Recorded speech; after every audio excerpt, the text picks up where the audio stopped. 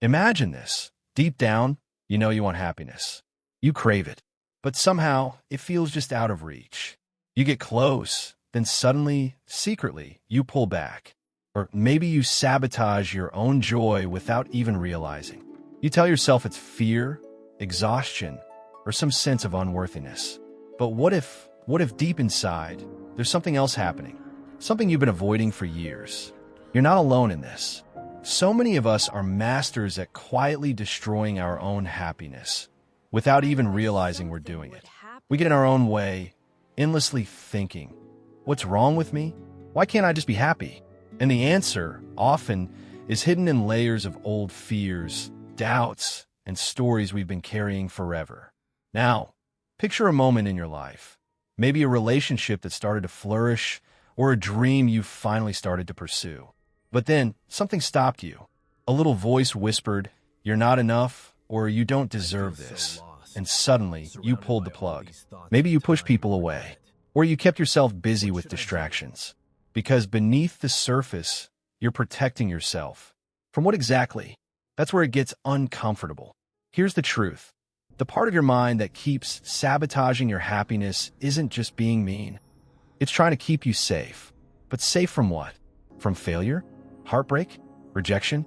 Or perhaps from facing something you secretly believe you're not ready for, your own greatness.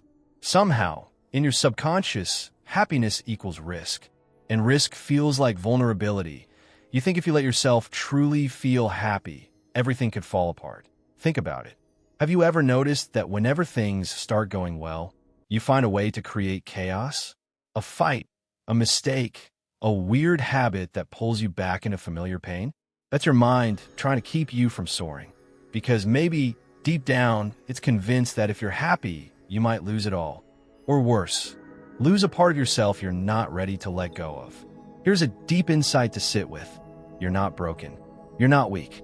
Your brain is simply trying to protect you, even if it's sabotaging your happiness in the process. And that's a hard truth, but it's also freeing. Because once you see it, you can start to untangle the stories. You can start to ask, what am I really afraid of? And the answer might be surprising. Now, reflect on this.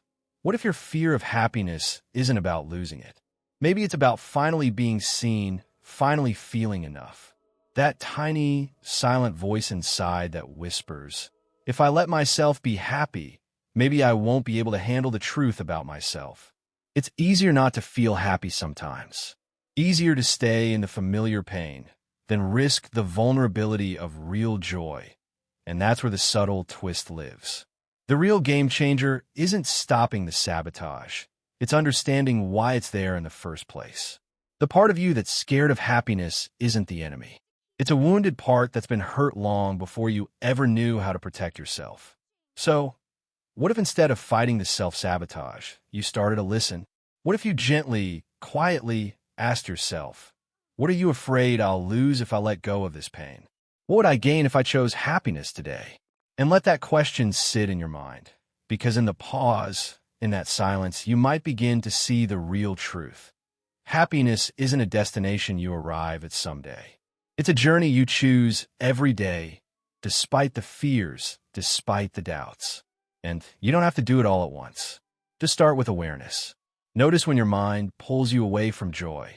Notice the stories it tells you about not being worthy, not being enough, or not being ready. Because underneath all that, there's a core part of you that just wants to be free, to breathe without fear, to feel good without shame. For so long, it's okay. You're safe. You're enough. And happiness isn't the enemy. It's your true home. The only thing left to do now, take one small step toward that home, and trust that, bit by bit, you'll find your way back to yourself. Because the journey to happiness isn't about fighting your doubts. It's about loving yourself through them.